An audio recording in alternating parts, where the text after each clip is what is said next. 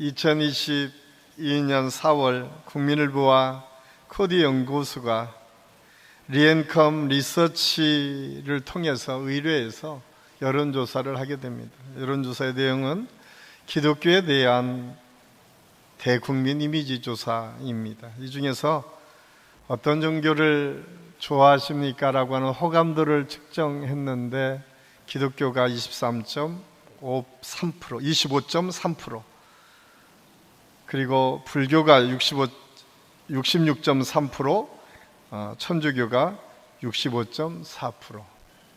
불교와 천주교가 훨씬 더 호감이 있다라고 표현되고 있습니다. 예전에는 그렇지 않았는데 이렇게 역전이 된 현상이다라고 이야기합니다. 이어서 기독교를 대표하는 핵심 단어가 뭐냐라고 하니까 배타적이다. 주변 단어로 이야기하는 것이 물질적이고 유선적이고 이기적이고 세속적이다라고 이야기합니다. 어쩌면 신앙하고 종교적으로 아주 먼 단어들이 기독교 주변에 참 많이 배치되어 있는 것을 볼 수가 있습니다. 반면에 천주교와 불교는 모두 긍정적인 단어들이 있었어요. 거기에 보면 도덕적이고 헌신적이고 희생적인 것이 천주교의 핵심 단어였고, 거룩과 진보적이라고 하는 것이 이미지가 주변에 있었다. 불교는 포용과 상생이 있었고 친근과 보수적이다라고 하는 것이 주변에 있었다라고 하는 이야기입니다. 어떻게 보면 이 두 종교에 대해서는 엄숙과 배려와 경건과 공감이 있는 종교라고 하는 반면에 기독교는 배타적이고 이기적인 종교다라고 하는 것이 일반 국민의 생각인 것을 알 수가 있습니다. 어디서부터 이런 문제가 생겼을까요? 분명한 것은 지금 우리 교회를 향한, 우리 그리스도인들을 향한 세상의 시각과 눈이 그렇다라고 하는 사실을 우리가 부정하기 어렵습니다. 그렇다면 이렇게 부정적인 생각과 시각 속에 오늘을 살면서 신앙생활하는 저와 여러분이 가져야 될 태도와 자세는 무엇인가? 우리가 어떻게 하면 이 모든 상황들을 극복하고 하나님께서 기뻐하시는 교회, 세상 사람들이 닮아가고 싶은 교회로, 그리스도인으로 우리가 변화될 수 있을 것인가? 저는 오늘 말씀을 준비하는 내내 제 마음속에 참 착잡함이 있었습니다. 한편으로는 하나님께 너무나 죄송스러웠습니다. 여기에 저 역시 자유롭지 않기 때문에 그렇습니다. 목사로 하나님의 사역을 감당하는 믿음의 리더로 부족한 종을 불러주셨는데 제가 하고 있는 사역 속에서 과연 얼마나 하나님의 영광을 드러내며 사역을 하고 있었는가. 그러면서 저는 오늘 말씀을 준비하면서 그런 생각을 했습니다. 우리 한신교회 비전이 어떻게 세워져야 될까? 결론은 한신교회 비전을 건강하게 세워갈 뿐만 아니라 나 자신부터, 우리 교회부터 조금씩 바뀌어가는 것이 정말 중요하겠다라고 하는 생각을 하게 됩니다. 교회는 거룩한 백성의 공동체입니다. 그러므로 너희는 하나님께서 택하신 거룩하고 사랑하신 자들의 모임이라고 오늘 성경은 교회 공동체에 대해서 소개하고 있습니다. 하나님께서 택하신 공동체, 거룩한 공동체, 하나님으로부터 사랑받는 공동체가 교회인데 그 교회가 세상에 비난을 받고 있는 현실 앞에 우리는 어떻게 그 교회 안에서 새로운 시대를 준비하고 나가야 될까? 그런데 성경에 보면 하나님의 택하심과 이로부터의 부르심 없이는 아무든지 이 교회가 세워질 수도 없었고, 이렇게 교회 안에서 우리가 하나의 공동체를 이루면서 신앙생활도 할 수 없었다고 성경은 아주 분명하게 말씀하고 있습니다. 내 의지대로 교회에 온 것 같은데 성경은 그렇게 말씀하고 있지 않아요. 내가 너희를 택하여 세웠다. 내가 너희를 창세전에 예비하고 부르셨다. 그리고 오늘날 한신교회 교회 공동체 안에서 우리가 함께 신앙생활을 하도록 우리를 불러주셨다라고 하는 것이 성경의 말씀입니다. 신명기 7장 7절은 이렇게 우리에게 말씀합니다. 너는 여호와 내 하나님 성민이라. 내 하나님 여호와께서 지상 만민 중에서 너를 자기 기업의 백성으로 택하셨나니 여호와께서 너희를 기뻐하시고 너희를 택하심은 너희가 다른 민족보다 수요가 많은 연고가 아니라 너희는 모든 민족 중에 가장 적으니라. 하나님께서 이스라엘 백성들을 택하신 이유에 대해서 설명하는데, 너희가 숫자가 많고 충분히 선택할 만한 이유가 있고 다른 사람보다 더 많은 일들을 할 수 있는 것처럼 보였기 때문에 이스라엘 백성들을 택한 것이 아니라 하나님께서 사랑하심으로 일방적으로 하나님의 사랑과 은혜 가운데에 이스라엘 백성들이 택해졌다라고 성경은 말씀해주고 있습니다. 수요가 많은 민족도 있었고 이스라엘 백성보다 훨씬 뛰어난 민족도 있었지만 하나님께서는 이스라엘 민족을 세우시고 그 민족을 하나님의 백성으로 삼으셨다라고 하는 것이 성경의 증언입니다. 교회는 어떤 곳입니까? 이렇게 하나님께서 택한 백성들이 모이는 공동체, 이 거룩한 공동체가 교회 공동체입니다. 사실 이스라엘 백성들이 하나의 민족 공동체로 형성된 것은 출애굽 이후에 형성됩니다. 애굽에서 많은 이스라엘 사람들이, 요셉의 가정이 처음 애굽에 내려갔을 때만 해도 한 가문이었던 것이 12지파를 이루고 또한 200만 명 정도 되는 많은 숫자로 풀어냈다고 성경은 기록하고 있는데, 애굽 사람들이 생각하기에 점점 이스라엘 사람들이 많은 걸 보고 두려움에 사로잡히게 됩니다. 이스라엘 사람들은 더 많아질 것 같고 더 강대해서 이제는 우리를 다스릴 것 같다라는 생각이 드니까 그들을 핍박하기를 시작하고 노예를 삼기를 시작합니다. 그때 이스라엘 백성들이 하나님을 향해서 탄원하기를 시작합니다. 하나님, 언제까지 이곳에 우리를 버려두시겠습니까? 아브라함 때부터 우리에게 약속하신 하나님 가나안 땅을 우리에게 주십시오라고 하는 기도를 하기 시작했고, 하나님께서 모세를 세워서 그들을 애굽에서 탈출하게 됩니다.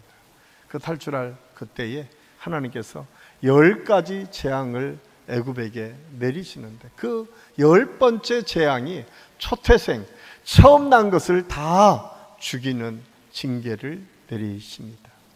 그때 하나님께서 먼저 이스라엘 백성들에게 말씀하십니다. 너희가 어린 양을 잡아서 피를 문설주에 바르게 되면 애굽에 있다 할지라도 누구도 초태생이 죽지 않는 은혜를 경험하게 될 것이다 약속해 주셨습니다.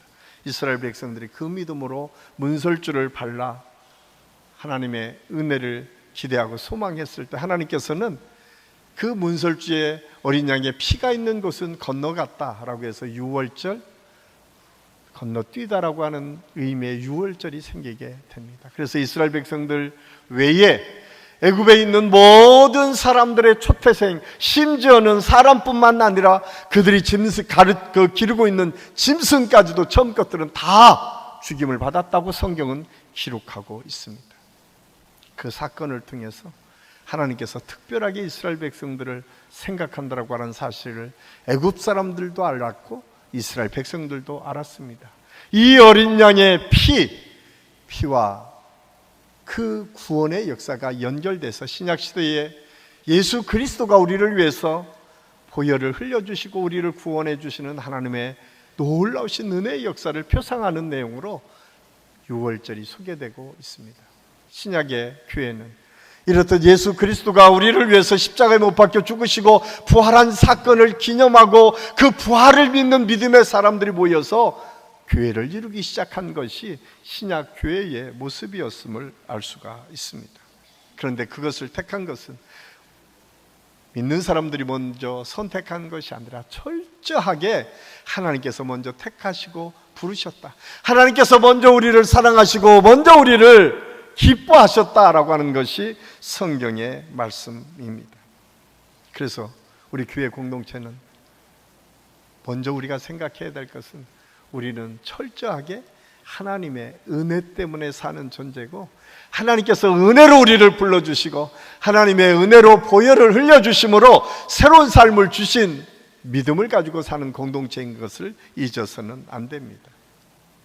그래서 교회 공동체는 세상의 공동체와 달라야 됩니다. 하나님께서 특별히 이 판교 지역에 민족 성전을 세우시고 함께 한신교회에서 신앙생활할 수 있도록 축복하신 저와 여러분, 그리고 여기에 우리를 불러주신 그 하나님의 은혜를 우리가 생각하면서, 그러면 우리 한신교회 공동체는 어떤 비전과 어떤 꿈을 가지고 이 교회를 만들어 가야 될 것인가? 저는 오늘 말씀을 통해서, 그리고 다음 주에 걸쳐서 우리 교회 공동체가 어떻게 세워져야 될 것인가를 함께 생각하려고 합니다. 먼저 한신교회는 사랑과 용납이 있는 공동체가 되기를 하나님께서는 원하십니다. 사랑하는 한신교회 성도 여러분, 우리 한신교회를 생각하면 가장 먼저 떠오르는 생각이 무엇입니까? 과연 우리가 모이는 이 공동체 안에 하나님께서 기뻐하시는 공동체로 인정할 만한 요소들이 얼마나 많이 있을까요? 특별히 이 아름다운 공동체를 특징하고 보여줄 수 있는 모습은 무엇인가?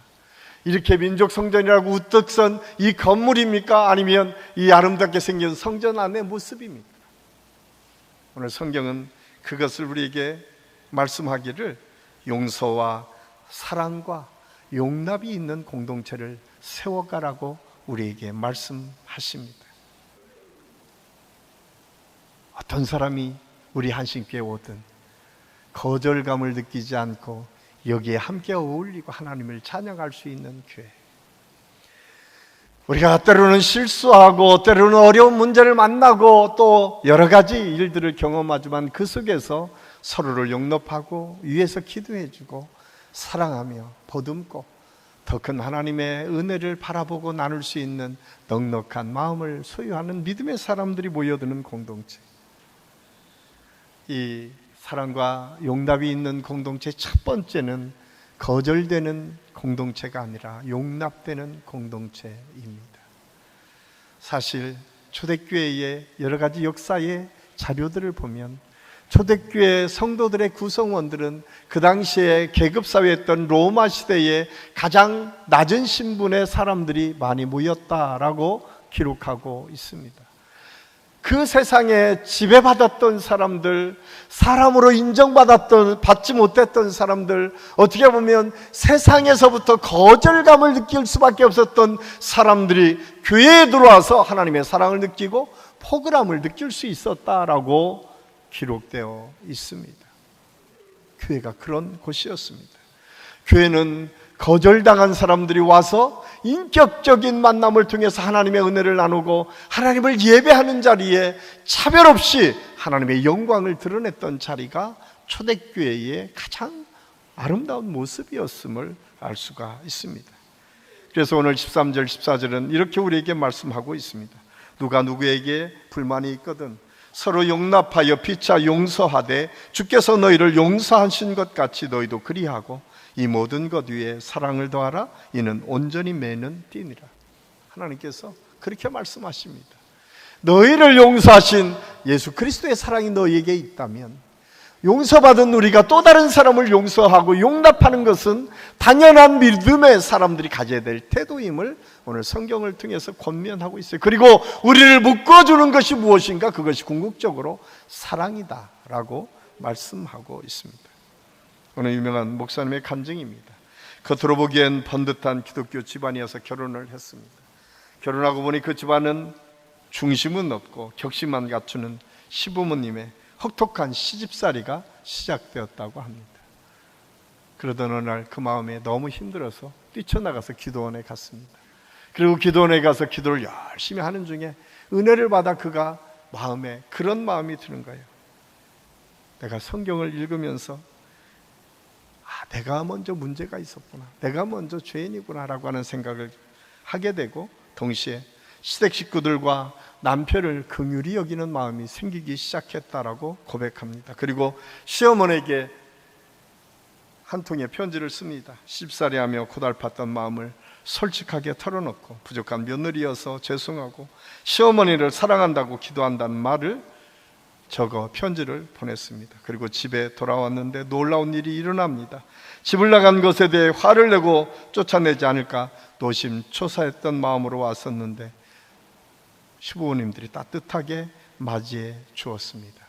솔직한 마음을 담은 편지 한 장이 관계 회복의 단초가 되어서 목사님이 그 가정에서 새로운 변화를 이룰 수 있었다라고 고백하고 있습니다. 그 목사님이 우리도 잘 아는 우리들 교회 김양재 목사님의 간증입니다.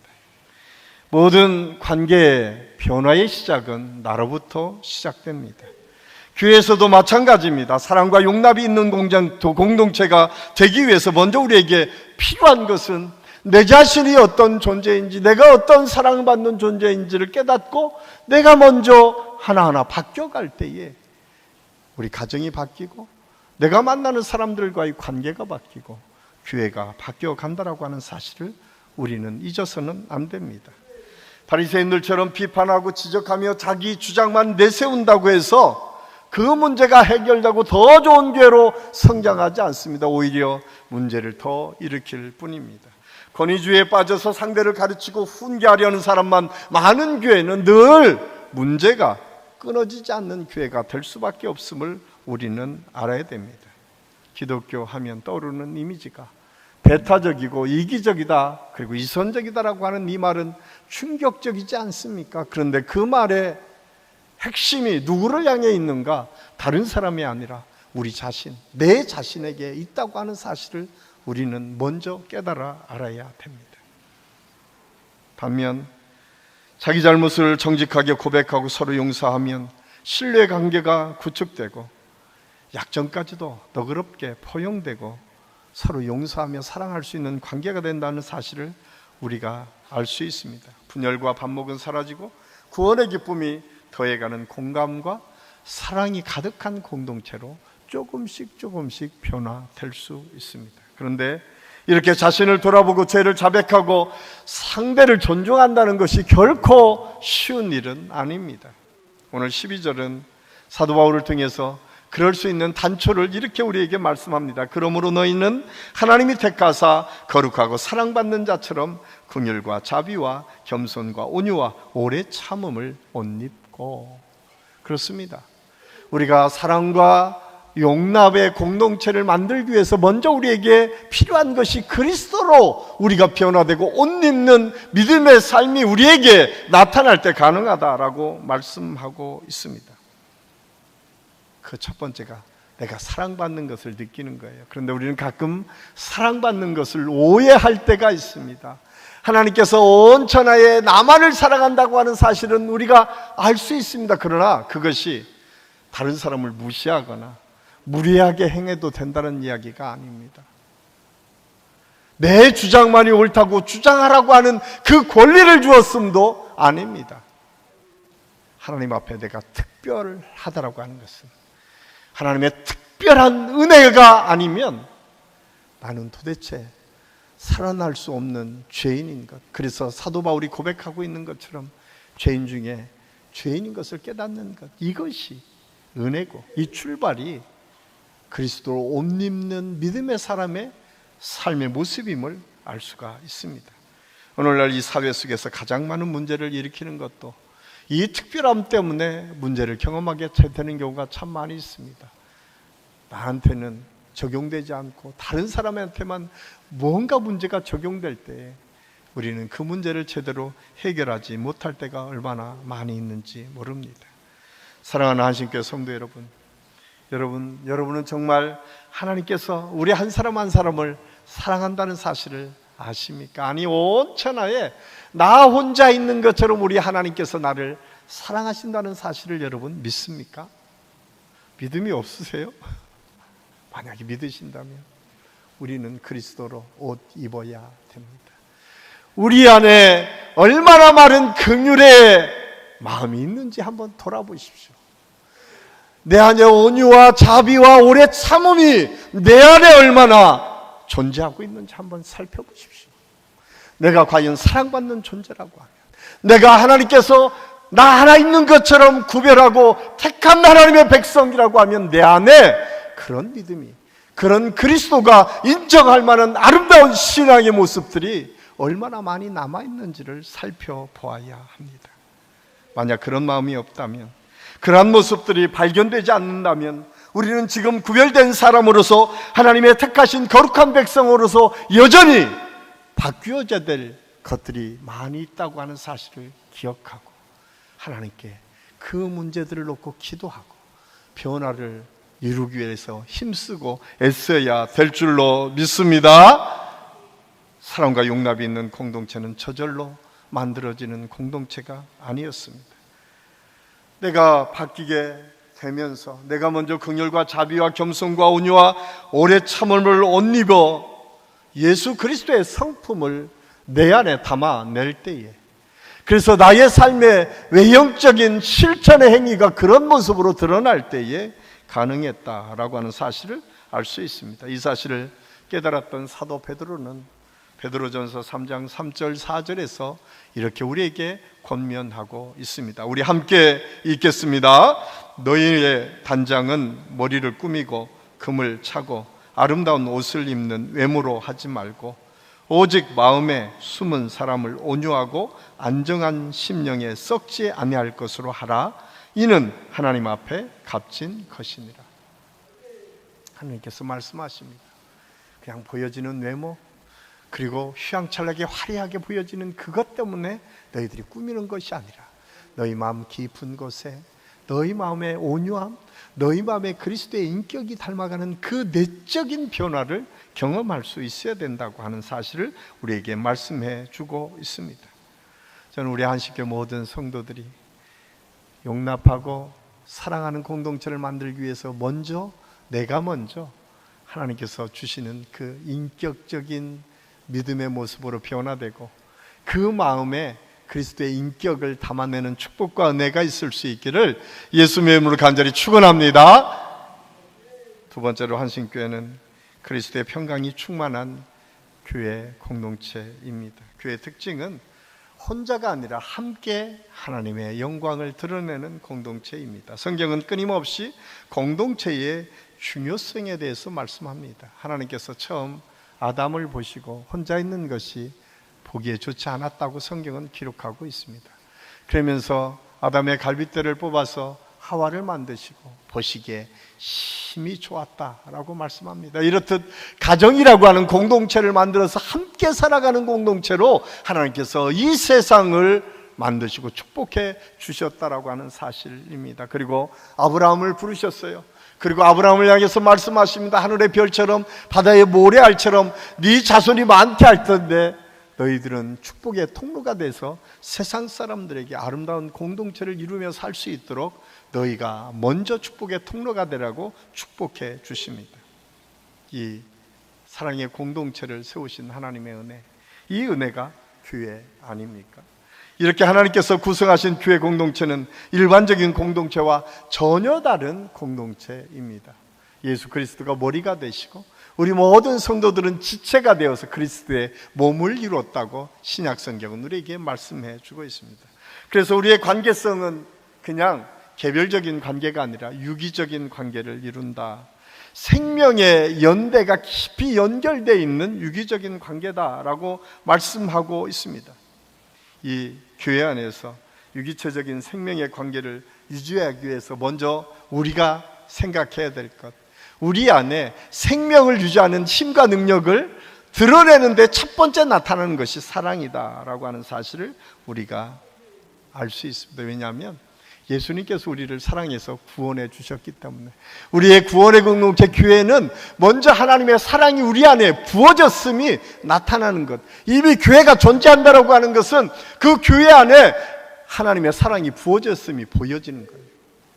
그런데 우리가 그 사랑을 드러내지 못해서 그렇지, 이미 하나님의 사랑이 아니면 교회 공동체는 세워질 수 없기 때문에 이미 교회 공동체에는 사랑이 가득한 공동체가 이미 되었다라고 하는 사실을 우리가 부정하기 어렵습니다. 당시 골로새 교회 안에는 이단 때문에 받은 상처들이 참 많이 있었습니다.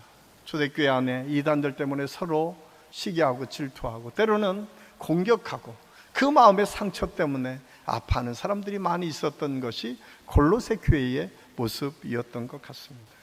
그런데 그 교회를 향해서 사도 바울은 그리스도의 평강이 너희 마음과 생각을 주장하도록 해라 라고 말씀하고 있습니다. 여기 주장하다 라고 하는 헬라어 원어를 보면 브라비오라고 하는 헬라어로 쓰여졌는데 그것은 심판자 또한 지배자라고 하는 의미가 담겨져 있습니다. 그 얘기는 무엇을 이야기합니까? 그리스도의 평강이 내게 임했다라고 하는 것은 심판하듯이, 지배하듯이 내 마음과 생각을 우리 하나님께서, 예수 그리스도께서 지배하신다라고 하는 의미, 그리스도의 평강이 나를 지배할 때에 그 평강이 나타날 수 있다라고 하는 사실을 알 수가 있습니다. 그래서 어떤 것을 결정하든 인간의 눈에 이롭게 보는 대로 결정하는 것이 아니라 성령이 평안한 마음을 주는 대로 결정하게 되고, 이성의 판단을 뛰어넘어 예수님께서 주시는 마음의 평강에 따라 결정하고 행동하는 것이 평강을 가진, 그리스도의 평강을 이루는 믿음의 사람들의 모습임을 알 수 있습니다. 예수님께서는 요한복음 14장 27절에 이렇게 말씀합니다. 평안을 너희에게 끼치노니 곧 나의 평안을 너희에게 주노라. 예수님은 우리 자신에게 평안을 주신다라고 말씀합니다. 우리가 예수님의 마음을 품을 때에 그리스도의 평강이 우리를 지배한다. 그리스도의 평강을 받았을 때 우리의 마음속에서 감사가 우러나올 수 있다라고 성경은 말씀해 주고 있습니다. 예수님의 마음을 품는 사람, 예수님을 닮아가는 사람, 이 사람이 사랑을 통해서 예수님께 감사와 세상 사람들에게 감사할 수 있는 사람임을 알 수 있습니다. 오늘 17절은 이렇게 우리에게 말씀합니다. 또 무엇을 하든지 말에나 일에나 다 주 예수의 이름으로 하고 그를 힘입어 하나님 아버지께 감사하라. 그리스도의 평강이 우리를 지배하는 사람에게 나타나는 특징은 예수님의 이름으로 모든 일을 하는 거예요. 내 이름으로, 내 생각으로, 내가 하고 싶은 대로 하는 것이 아니라 주님께서 원하시는 대로 하는 것, 이것이 그리스도의 평강이 지배하는 사람들의 삶의 모습이다. 그리고 그 입술에서 감사가 끊어지지 않는 거예요. 혹시 여러분의 입술에 지금 감사가 끊어졌다면 우리 안에 그리스도의 평강이 지금 식어졌음을 우리가 알아야 됩니다. 우리가 무슨 일을 하든 내가 드러나기 시작한다면 예수 그리스도의 평강이 나를 지금 떠나 있다는 사실을 우리가 알아야 됩니다. 사랑하는 한신교 성도 여러분, 여러분은 지금 여러분의 인생의 운전대를 누가 운전하고 계십니까? 아직도 여전히 내 생각과 내 뜻과 내 경험이 내 인생을 이끌어가고 있습니까? 그렇다면 그리스도의 평강에 지배받는 삶을 살 수 없습니다. 그 운전대를 잠시 내 생각, 내 경험을 내려놓고 하나님께 맡길 때, 예수 그리스도가 나를 이끌어 가실 때에 하나님의 영광의 역사가 있음을 우리는 알아야 됩니다. 이 은혜가 우리 한식교 모든 성도들 가운데 있을 수 있기를 예수님의 이름으로 간절히 축원합니다. 한식교 비전 이야기하면 가장 먼저 떠오르는 것이 무엇입니까? 한국교회 대부분 교회들이 비전하면 1000명교회, 10,000명교회, 100,000명교회, 이것이 비전으로 생각하고 그 꿈을 이루기 위해서 열심히 애쓰는 모습들을 봅니다. 비전하면 더 많은 일, 더 큰 일들을 할 수 있는 것처럼 보여지는 것, 이것이 비전인 것처럼 한국교회가 오랫동안 그 비전을 향해서 달려왔습니다. 물론 저는 그것이 비전이 아니라고 생각하지 않습니다. 중요한 비전 중에 하나입니다. 그런데 그보다 더 중요한 것이 있습니다. 그것은 그리스도의 공동체가 하나님께서 기뻐하시는 모습으로 바뀌어지는 것입니다. 여러분, 초대교회를 보십시오. 초대교회 힘없고 보잘것없고 그리스도의 아무런 영향력이 없는 사람처럼 보였던 그 사람들이 모여서 그들 안에서 그리스도의 사랑이 나타나기 시작했습니다. 예수 그리스도의 모습이 보여지기 시작했습니다. 그때 하나님께서 한 번에 3,000명씩, 한 번에 5,000명씩 더해지는 하나님의 역사가 있었음을 성경은 우리에게 말씀해 주고 있습니다. 비전은 몇만 명이 모이는 것이 비전이 아니라 우리 공동체 안에 그리스도의 아름다운 역사들이 어떻게 나타날 수 있을 것인가를 마음에 품고 그 일들을 하나하나 실천에 옮겨갈 때에 하나님께서는 더해 주시는 은혜, 더 많은 공동체를 통해서 하나님의 역사를 이뤄가는 공동체로 세우시고 이끌어 주시고 함께해 주실 줄로 믿습니다. 그 비전을 붙잡는 것이 중요합니다. 우리는 각자가 가지고 있는 여러 모양의 힘과 에너지가 우리 안에 있습니다. 여러분이 가지고 있는 각자의 달란트가 다 있습니다. 그런데 그것이 어떻게 그리스도 안에서 하나로 모아질 수 있을까요? 예수 그리스도 안에 예수 그리스도를 통한 공동체로 어떻게 하나님의 놀라신 능력으로 나타날 수 있을까요? 그 첫 번째는 내가 나를 앞세우기 전에 저 사람을 위해서 내가 무엇을 해야 저 사람이 더 드러날 수 있을 것인가? 우리 공동체를 위해서 내가 무엇을 할 수 있을까? 내가 할 수 있는 탤런트가 뭐가 있을까를 먼저 고민하고 그 일을 묵묵히 감당하는 믿음의 사람들이 많아질 때에 그 공동체는 더 건강한 공동체가 되고 그 공동체를 통해서 더 크신 하나님의 은혜를 경험하게 될 줄로 믿습니다. 여러분 꼭 기억하십시오. 하나님께서 우리를 먼저 사랑해 주셨습니다. 하나님께서 그 사랑의 부어짐을 통해서 하나님의 영광의 역사가 끊임없이 저와 여러분을 통해서 이루어지기를 하나님께서는 원하십니다. 그런데 그 공동체가 용납과 사랑이 있는 공동체, 어떤 사람이 와도 그 사랑 안에 하나님의 은혜를 누리고 하나님의 은혜를 체험하고 그 사랑을 나누고 그것을 통해서 하나님의 영광을 드러내는 공동체가 되기를 하나님께서는 원하십니다. 그리고 우리 모두가 때마다 공급해 주시는 은혜 때문에 그리스도의 평강이 우리의 마음과 생각을 주장하고 이끌어 가셔서 마침내 그 평강을 통해서 우리의 입술에 감사가 끊어지지 않는 하나님의 축복이 나타나는 그런 건강한 그리스도의 모습들, 그리고 그 분들이 함께 모여서 찬양하고 예배하는 공동체, 그 공동체가 되기를 하나님께서 원하신다는 사실을 우리가 잊어서는 안 됩니다. 리처드 칼슨이라고 하는 사람이 쓴 책 중에 우리는 사소한 것에 목숨을 건다라고 하는 책이 있습니다.